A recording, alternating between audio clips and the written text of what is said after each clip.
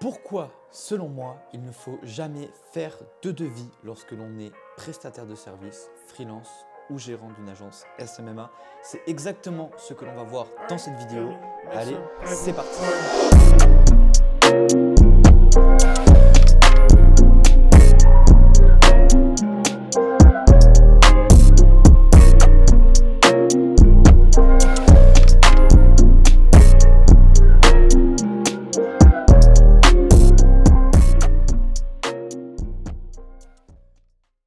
Salut à tous, c'est Noah, bienvenue dans cette nouvelle vidéo. Pour ceux qui ne me connaissent pas, je partage chaque semaine des vidéos pour t'aider à créer et scaler ton agence SMMA à plus de 10 000 € par mois. Donc si c'est quelque chose qui t'intéresse, n'hésite pas à t'abonner et à activer la cloche pour ne pas manquer les prochaines vidéos. Aujourd'hui, nous allons parler de pourquoi est-ce que je ne fais jamais de devis en SMMA. Donc j'ai eu l'idée de faire en fait cette vidéo après avoir reçu une question qui m'a interpellé lorsque j'avais fait un formulaire dans mes emails privés pour mieux comprendre tout simplement vos problématiques et ce qui vous posait problème.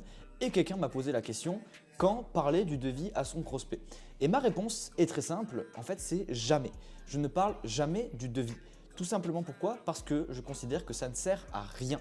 Donc concrètement, développons un peu plus. Voilà, je vais vous développer ma pensée pour que vous puissiez comprendre pourquoi est-ce que je ne fais pas ça alors que pourtant ça fait partie un petit peu des codes quand on est prestataire de service ou qu'on a une agence, etc. de faire des devis, de signer des devis, etc. et de finir un appel avec ça. Donc un devis concrètement c'est quoi? Ça va être un résumé du prix de ta prestation et du contenu à l'intérieur, c'est-à-dire des délivrables, ce que tu dois livrer à ton client avec une durée, etc. à partie. C'est une question qui peut souvent revenir en appel de vente de la part de ton prospect lorsque tu présentes tes offres, ton prix, le déroulement de ta prestation, etc. Lorsque tu cherches en fait clairement à closer ton prospect durant l'appel, on peut souvent te répondre « D'accord, ça a l'air intéressant, écoutez ce qu'on peut faire, si vous pouvez m'envoyer un devis qui va résumer tout ça s'il vous plaît ». Et quand on est débutant, en fait, on se dit souvent « Waouh, c'est trop cool, il m'a demandé un devis, il est intéressé, du coup je vais le signer en client ». Du coup, tu réponds avec un petit sourire naïf et tout euphorique « Ouais, ok, pas de problème, je vous envoie le devis et dès qu'il est signé et que vous avez fait le premier virement, on peut commencer ». Et la personne, elle fait « Ouais, ok, d'accord ». Et donc là, tu termines ton appel et tu es tout content, tu finis ta journée en mode « Putain, ça y est, je vais signer ce client, je suis trop refait ». Sauf qu'en réalité, ça se passe rarement comme ça. Et malheureusement, dans 90% des cas, après que tu aies envoyé ton devis, ce qui peut être très long et chiant à faire d'ailleurs, c'est-à-dire que si tu peux perdre vraiment du temps à créer des devis. Moi, je me rappelle quand j'ai commencé, je perdais du temps à créer des devis, à mettre tous les détails de la prestation, ce qui était compris, etc. et tout, à essayer de mettre des prix par rapport aux différents livrables qui viennent en fait à la somme totale de la prestation. Et bref, c'était une perte de temps monumentale. Et en fait, dans 90% des cas, le prospect ne revient pas vers toi. Et franchement, à ma première année avec mon agence et mon activité de prestataire de service, eh bien, je n'avais jamais signé de client après avoir envoyé des devis. Pourtant, prenez en compte que dans cette année, j'ai fait des dizaines et des dizaines et des dizaines d'appels de vente, au moins entre 50 et 100, même sûrement plus, je ne me rappelle plus exactement du chiffre, mais j'en ai fait beaucoup. Et à l'époque, vu que c'était ma première année, je galérais énormément, je n'arrivais pas à closer. Et je me rappelle même que mes 37 premiers appels de vente, je les ai échoués. Et dans beaucoup de ces appels, c'était terminé sur « envoyez-moi un devis ». Et donc c'est pour ça qu'à un moment donné, j'ai arrêté d'en faire parce que j'ai compris en fait que ça ne servait à rien. Et en fait, il faut comprendre que dans la majorité des cas, lorsque ton prospect te demande un devis, eh bien, ce n'est pas en réalité un signe d'intérêt pour ta prestation, mais une véritable objection. Et comme pour toute objection, si tu ne t'y prends pas correctement pour la traiter, eh bien cela va nuire à ta vente. Maintenant, petit disclaimer avant que je continue sur le côté objection, sur le devis, etc. Évidemment, je ne dis pas que les devis sont à bannir dans 100% des situations. En réalité, eh bien, il faut faire preuve d'intelligence commerciale, il faut comprendre avec quel genre de prospect est-ce que l'on traite, quelles sont leurs habitudes d'achat avec tout simplement des prestataires, des agences, etc. Pour certaines personnes, avoir un devis, c'est très important, mais si tu prépares et que tu crées un devis, eh bien, c'est hyper important en fait que tu ne te retrouves pas juste à envoyer un mail avec ton devis et à attendre par un miracle qu'il te paye et qu'il signe le contrat, tout simplement parce que dans la majorité des cas, c'est une prestation à 4 chiffres, ça n'arrivera pas. Donc si tu veux préparer un devis, etc., parce que c'est important, si c'est une grosse boîte qui a des équipes, qui a besoin de présenter à différentes personnes et tout, ok, c'est ok, tu peux faire un devis, mais n'oublie jamais de planifier toujours un autre rendez-vous avec le décisionnaire pour finaliser la prestation, récupérer le paiement, signer le contrat et l'intégrer à ton agence. Bref, petit disclaimer terminé, on repart sur la partie traitement de l'objection du devis parce que du coup, comme je viens de le dire, le devis c'est utile dans très peu de cas dans la majorité des cas, en fait, c'est juste une objection et on n'en a pas besoin. Donc, pour traiter une objection, déjà, je vais rappeler les 4 étapes pour traiter n'importe quelle objection. Donc, c'est un process que tu peux appliquer pour traiter n'importe quelle objection. Et donc, si tu retrouves aujourd'hui des objections dans tes appels de vente fréquemment, eh bien, je t'invite à prendre ce process que je vais te partager et à te dire, ok, comment est-ce que je peux appliquer ces 4 étapes à chaque fois que je reçois cette objection pour pouvoir la traiter et pour que ça ne nuise pas à ma vente. Et les 4 étapes, la première, ça va être d'embrasser l'objection. Donc, ce que ça veut dire, ça va être en fait de ne pas être dans une position défensive et d'être dans une sorte de duel avec ton prospect, avec l'objection, mais de l'embrasser. C'est-à-dire de dire, ok, d'accord, donc vous avez besoin d'un devis, ok, ben parlons-en.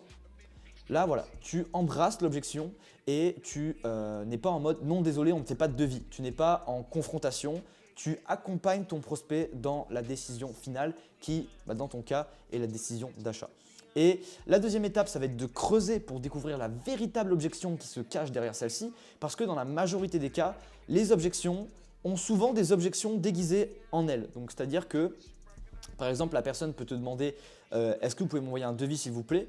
Et en réalité, elle n'en a rien à foutre de ton devis, c'est juste qu'elle avait un problème avec le prix ou l'investissement ou je ne sais quelle autre chose qui peut la bloquer. Et du coup, pour se protéger et pour en fait en terminer rapidement avec cet appel et s'en sortir sans se mettre dans l'inconfort, eh bien, elle va te dire ok, envoyez-moi un devis et inconsciemment, quand elle va recevoir ton devis, elle ne va plus jamais y retoucher. Donc, comment on creuse? On creuse en posant des questions pour justement creuser et découvrir ce qu'il y a derrière. Et la troisième étape, ça va être de remotiver la personne sur la prestation. Donc, on creuse, on fait comprendre, on comprend en fait concrètement quelle est la véritable objection cachée derrière celle-ci. Et derrière, on va la remotiver en lui disant ok, donc par rapport à tout ce qu'on a vu, on est d'accord que aujourd'hui, tu as bien compris tout ce qui est inclus dans la prestation. Donc, on est d'accord aujourd'hui qu'avoir un devis ne t'apportera pas grand-chose parce que tu viens de me le dire. Donc, a priori, tu lui as posé une question du style « Ok, qu'est-ce qu'un devis t'apporterait ?» Voilà ce genre de questions. Je vais y venir juste après avec un exemple concret. Mais voilà, on remotive la personne, on disait « Ok, on est d'accord qu'aujourd'hui, la prestation, elle correspond à tes attentes et à celles de ton entreprise. » Si la personne te dit oui, eh bien, tu peux lui dire « Ok, eh bien, autant commencer tout de suite. Le plus tôt on commence, le mieux c'est et le plus vite on vous apporte des résultats. » Et enfin, évidemment, à la fin, du coup, un appel à l'action, on a remotivé la personne. On l'incite à passer à l'action en avançant dans le processus décisionnel d'achat. Donc, pour traiter spécifiquement l'objection du devis, voici comment je procède. Donc, je vais jouer un peu une sorte de jeu de rôle entre le prospect et moi. Donc, je ne sais pas, voilà, j'espère que vous allez comprendre. Mais imaginons que le prospect vous dit d'accord, eh bien, est-ce que vous pouvez m'envoyer un devis s'il vous plaît? Eh bien là, dans ce cas, vous allez répondre d'accord. Eh bien, écoutez, parlons-en. Donc là, on embrasse l'objection. Et ensuite, on va creuser pour découvrir la véritable objection en disant ok, qu'est-ce que vous attendez concrètement par un devis? Qu'est-ce que vous souhaitez voir sur le devis? En quoi ce devis vous aidera à prendre une décision? En quoi ce devis vous sera utile? Il faut vraiment que vous essayiez de comprendre, ok, si le devis va vraiment avoir une valeur ajoutée ou non. Et s'il n'a pas de valeur ajoutée, eh bien, il faut clairement que le prospect le comprenne et du coup, derrière, l'inciter à passer à l'action. Et donc là, on lui dit ok, qu'est-ce que vous attendez par un devis? Le prospect répond, voilà, en général, il va dire ok, blablabla. Qu'est-ce qu'un devis vous apportera de plus? Blablabla. Voilà, le prospect continue à nous raconter ses trucs. Et concrètement, là, du coup, par rapport à ce qu'il a dit, on peut lui dire ok, donc on est d'accord aujourd'hui que le devis ne va pas forcément vous servir à avoir plus de clarté sur la prestation. On est d'accord qu'aujourd'hui, vous avez vraiment une clarté absolue sur ce que comprend la prestation et ce que cela va apporter à votre entreprise. Si votre prospect dit non, dans ce cas-là, eh bien, vous lui dites ok, sur quel point est-ce que vous avez besoin de plus de clarté? Et dans ce cas-là, vous lui réexpliquez des points qu'il n'aurait pas compris. Et dans le cas où il vous dit oui, eh bien, du coup, il vient d'avouer que le devis ne lui servira à rien parce qu'il a compris l'intégralité de ce qui est compris dans la prestation.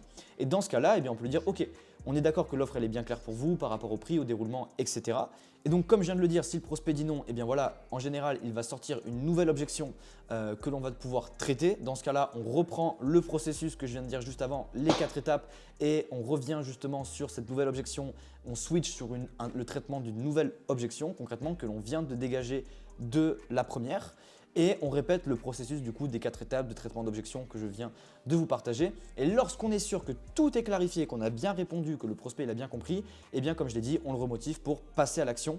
Et c'est souvent là en fait qu'on va revenir aussi dans la remotivation sur les problématiques qu'on a abordées précédemment dans l'appel de vente et sur les bénéfices que la prestation va lui apporter et les objectifs que ça va lui permettre d'accomplir pour qu'il comprenne concrètement ok, la valeur de votre prestation et qu'il comprenne aussi que du coup c'est le meilleur choix pour lui aujourd'hui de travailler avec vous. Et donc c'est pour ça en fait que je ne fais pas de devis parce que dans la majorité des cas, eh bien en fait après avoir traité l'objection, mes clients, mes prospects qui deviennent des clients n'en ont pas besoin et signent directement dans l'appel, ou alors je fais un deuxième rendez-vous s'il y a besoin. En fait, il faut savoir faire preuve d'adaptabilité, mais s'il y a besoin, eh bien je vais faire un deuxième rendez-vous avec le prospect pour terminer tout simplement clôturer le contrat et réceptionner le premier paiement de la prestation. Et dans ce cas-là, ensuite je l'intègre à l'agence, etc.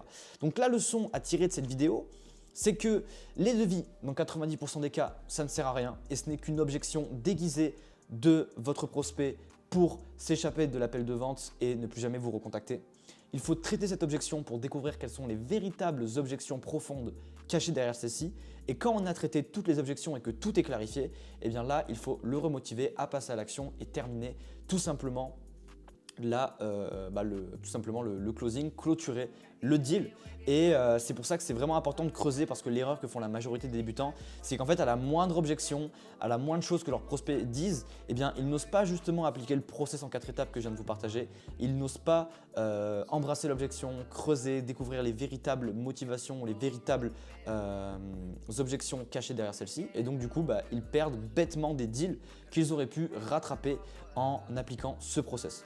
Et c'est vraiment dans cette partie du closing, donc la partie des traitements des objections qui arrivent à la fin de l'appel, qu'il faut faire preuve du plus de posture, de certitude et de fermeté. Ça ne veut pas dire ne pas être bienveillant, ne pas être éthique, ne pas être méchant ou quoi, mais ça veut dire faire preuve de posture, être ferme et concrètement ressortir avec un oui ou un non clair et définitif. Dans les deux cas, c'est OK, mais l'important c'est qu'il n'y ait pas d'incertitude et que vous, en tant que vendeur, en tant que chef d'entreprise, en tant qu'ambassadeur de votre service, eh bien, vous fassiez preuve justement de fermeté pour avoir cette réponse définitive et ne pas être dans l'incertitude et garder un contrôle absolu sur le processus de vente. Donc voilà, c'était tout pour cette vidéo. Si tu as des questions ou que tu veux me laisser un feedback par rapport à cette vidéo, je t'invite à laisser un commentaire sur cette vidéo. Ça me ferait extrêmement plaisir et ça aiderait également la chaîne à grossir et à m'aider à toucher plus de monde avec mon contenu. Donc vraiment, n'hésite pas. Et si tu veux atteindre ton indépendance financière le plus rapidement possible en créant ton agence SMMA et atteindre les 10 000 € par mois,